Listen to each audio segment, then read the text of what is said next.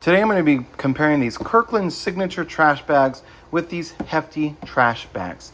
Now in both of these cases, they're going to come in a variety of different sizes. This one I purchased, it has 200 of them. They are 13-gallon bags. And then these as well are 40 of them, and they are 13-gallon kitchen bags as well. And these are designed to be scent free versus these are scented. So that is one difference between these two. But I believe you can get the Kirkland ones that are unscented also. Now what I'm going to do is I'm going to do a stretch test comparing these two products. The Kirkland is going to be in the orange or the red, and then the Hefty is in the blue. I'm going to start off with the Kirkland to see how well it stretches, how well it holds its shape, and if I'm going to be able to actually puncture it while trying to pull it apart. So this is the Kirkland one. I'm going to go ahead and open it all the way up.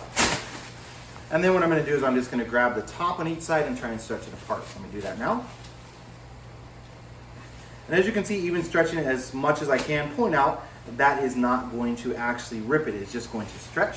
I'm going to do the same thing on the bottom. I'm going to do the long side first, and then I'm going to do the short side.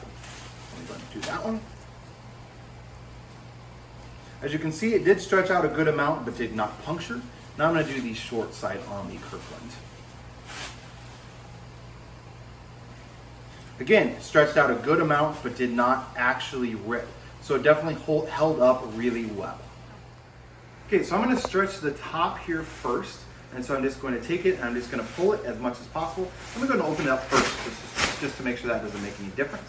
And now what I'm going to do is I'm going to stretch from the top. I'm just going to pull as much as possible. Okay, so that way it did not rip. Let me go ahead and turn it this way and try and pull it again. And again, not actively ripping. I'm going to flip this over here at the bottom. And it's actually still a little bit together at the bottom.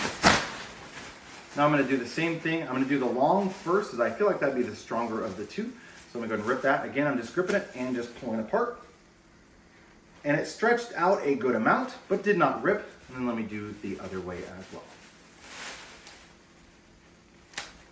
Oh, that one actually did rip. Okay, so it was where my fingers were at, and I did do that one second, but this Hefty bag did rip when put under that much stress.